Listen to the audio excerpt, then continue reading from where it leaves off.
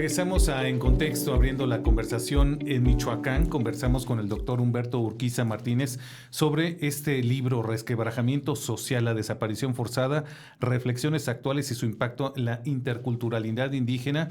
Este libro, producto justamente de una reflexión que se hace en coordinación con la Universidad Intercultural Indígena. Y bueno, doctor, tú escribiste en este capítulo 4, búsqueda de personas, la ampliación de la garantía primaria a partir del caso de las comunidades indígenas de autogobierno. ¿Qué reflexiones haces en esta participación? Parto yo, Mario, de la ciencia jurídica. A partir de la ciencia jurídica tomo una teoría dentro de los derechos humanos, que es la de Luigi Ferrajoli, que plantea la idea de que los derechos humanos requieren sus garantías. Y la garantía no es más que una obligación, en este caso del Estado, de hacer lo que tenga que hacer para que se ejerza el derecho, el que sea, en general. A la luz de esa teoría jurídica, analizo lo que sucede en Michoacán, con el tema de los autogobiernos. Ferrajoli dice que la garantía de los derechos pasan por dos tipos de garantías, que son primarias y secundarias. Las primarias son todo el contexto social, político, económico, jurídico que debe de existir para que se garantice un derecho. Por ejemplo, si queremos hablar de un derecho al trabajo, pues es crear la ley, pero también el ambiente, por ejemplo, de inversión, ¿no? Por ejemplo. Entonces ahí ese se vuelve en garantía primaria. Y dice Ferrajoli, la garantía secundaria es cuando hay que reparar la violación, ya hubo una violación al derecho humano. Entonces yo parto de la premisa de analizar cómo es que la garantía primaria, que es una cualidad en principio de los poderes, de los órganos de gobierno, de la federación, estado, municipios, y en este caso, Michoacán incorporó en la reforma constitucional del 24, local, incorporó el cuarto orden de gobierno. Por lo tanto, las comunidades de autogobierno se suman ya a estos trabajos de garantizar, desde su visión, el tema de la desaparición. Y entonces lo que analizo es cómo converge esta emergencia de un autogobierno, ya como autoridad, junto con el municipio, el Estado y la Federación, frente a una desaparición.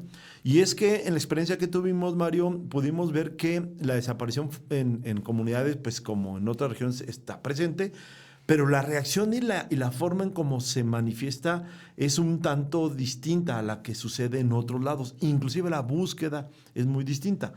Ejemplo, nosotros vemos que cuando hay desapariciones, y lo estamos viendo, por ejemplo, en varias regiones del país, lo que se hace es, como en comunidades indígenas, es bloquear una calle, llamar la atención. Y normalmente se llama la atención a través de un bloqueo de calle. Bueno, eso es lo mismo sucede en las comunidades indígenas. ¿Pero qué cambian las comunidades indígenas? Bueno, que hay un arropamiento de toda la comunidad respecto del comunero desaparecido. O sea, toda la comunidad se vuelca y acepta la toma de la carretera. Segundo, todos hacen un reclamo y toman la afrenta como comunidad. Entonces tú escuchas el reclamo de la comunidad, no de solamente la familia.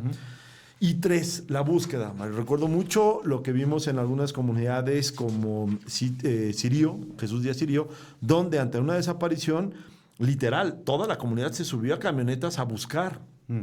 Y entonces empiezas a ver cómo participa la comunidad en un fenómeno que es de impacto, pues sí, a un comunero, a una familia, a un padre de familia, un esposo, en fin, pero que indirecta o indirectamente afecta a la comunidad. Y entonces lo que hago, Mario, yo en este ensayo es revisar qué es lo que sucede con ese fenómeno en las comunidades de autogobierno, partiendo de esta nueva realidad jurídica que tenemos de un gobierno comunal, lo que la propia Constitución michoacana ya regula de gobiernos comunales que tienen también ya obligaciones frente a su comunidad. Y en esa perspectiva es que yo analizo cómo es que la comunidad, a través de su gobierno comunal, tiene la obligación también de apoyar en la búsqueda de personas. Y es un tema que inclusive con la comisión de búsqueda, a través del doctor Alfredo Tapia Navarrete, pudimos inclusive generar en su momento un protocolo propio de comunidades para intervenir, ¿no?, en esta situación. Y esto, otra vez que decíamos, socializar el tema y generar canales más efectivos de intervención para evitar que las primeras horas, que son fundamentales en una desaparición, se perdieran en un debate entre gobierno y comunidad de suéltame la cartera, déjamela libre, vamos, en fin, ¿no? Y afortunadamente se lograron sentar algunas bases, falta mucho por trabajar, pero ese es digamos, la hipótesis sobre la cual yo empiezo a trabajar el proyecto que hice aquí de ensayo en este libro.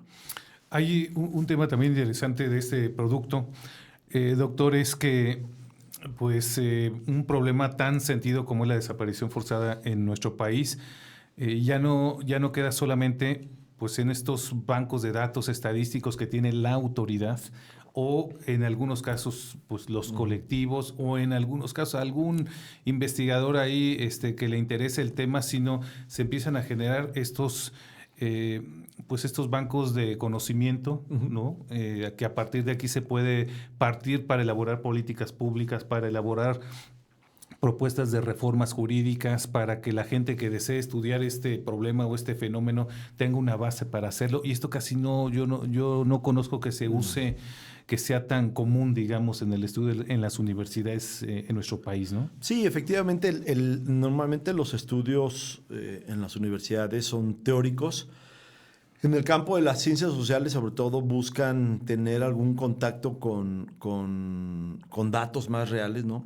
Y esa es una invitación que nosotros hacemos efectivamente con este libro, a que exista un mayor contacto, por ejemplo, con la Comisión de Búsqueda, que es una instancia que hoy ha logrado también una apertura importante, no solamente a la víctima, que es lo fundamental, ¿no? La víctima directa, la víctima indirecta, que es la familia, en este caso inclusive como víctima indirecta están las comunidades, como decía yo, sino a otros aspectos que cubran el ámbito de la desaparición forzada, y ante ello pues tendría que ser un espacio donde los investigadores estarían buscando, ¿no? Datos, ¿no? Información. En la Fiscalía, hay una Fiscalía especializada para la desaparición, en la Secretaría de Seguridad Pública, porque tiene un agrupamiento especial de búsqueda, y en la Comisión de Búsqueda. Pero también, Mario, yo creo que son de los pendientes que tenemos en México, es la intervención de los municipios, ¿no? Un poco mi hipótesis parte de cómo es que las comunidades tienen ahorita una posibilidad de aportar fuerte en este tema, y cómo los ayuntamientos también tienen que hacerlo, porque no hay comisiones de búsqueda municipales. Normalmente no es visibilizado la intervención de los municipios en la búsqueda, y por lo tanto no está sistematizada la información, pero seguramente tenemos mucha ahí, Mario. Imagínate si pudiera tener un banco de información en cada municipio donde tuviéramos nombre del habitante del municipio que ha sido desaparecido, que tengas por municipio, digo, la Comisión de Búsqueda lo debe tener, pero el municipio que tenga su propia información, creo que va a ayudar más a este tipo de atención, inclusive buscando soluciones, porque de la sistematización de estos datos, Mario, yo creo que puedes ir encontrando algunos datos relevantes que te permitan implementar una política pública, que este es uno de los elementos que nosotros como académicos estamos planteando, la idea de que esto ayude a generar políticas públicas que eviten la desaparición, ¿no? Y ahí hay desde temas de dónde se desaparece, a qué hora se desaparece, quién interviene en la desaparición, en fin, ¿no? Y creo que método o modus operandi de la desaparición, en fin, hay muchos elementos que tendrán que estarse cuantificándose en datos para poder tener mayores elementos de análisis. ¿Dónde pueden la gente acceder a este libro? Fíjate que este libro fue editado por la Universidad Intercultural, ahí se puede, y sobre todo por la editorial Tirant lo Blanche. Tirant lo Blanche es una editorial de amplio reconocimiento, una gama fuerte de difusión, y en su página de internet pueden adquirirla, o bien en una tienda que puedan tener. En Morelia todavía no tenemos tienda de Tirant lo Blanche, pero seguramente en algunas de las ferias de libros pueden ahí consultarlos, o en ciudades grandes tener una tienda donde se pueda consultar. Pero insiste, en su página de internet pueden ahí tenerlo. Bueno, pues allí está justamente este libro, Resquebrajamiento Social, la desaparición forzada, reflexiones actuales y su impacto en la intercultural indígena, con los coordinadores, 3 coordinadores, José Alfredo Tapia Navarrete, Humberto Urquiza y Mónica Rangel Oropesa. Son 12 ensayos. El último hace un diagnóstico muy interesante, el COFADEM, más de 15 años de lucha contra la desaparición de personas en Michoacán. Ahí está este libro ampliamente recomendable. Vamos a hacer una nueva pausa. Regresamos aquí a En Contexto, abriendo la conversación en Michoacán.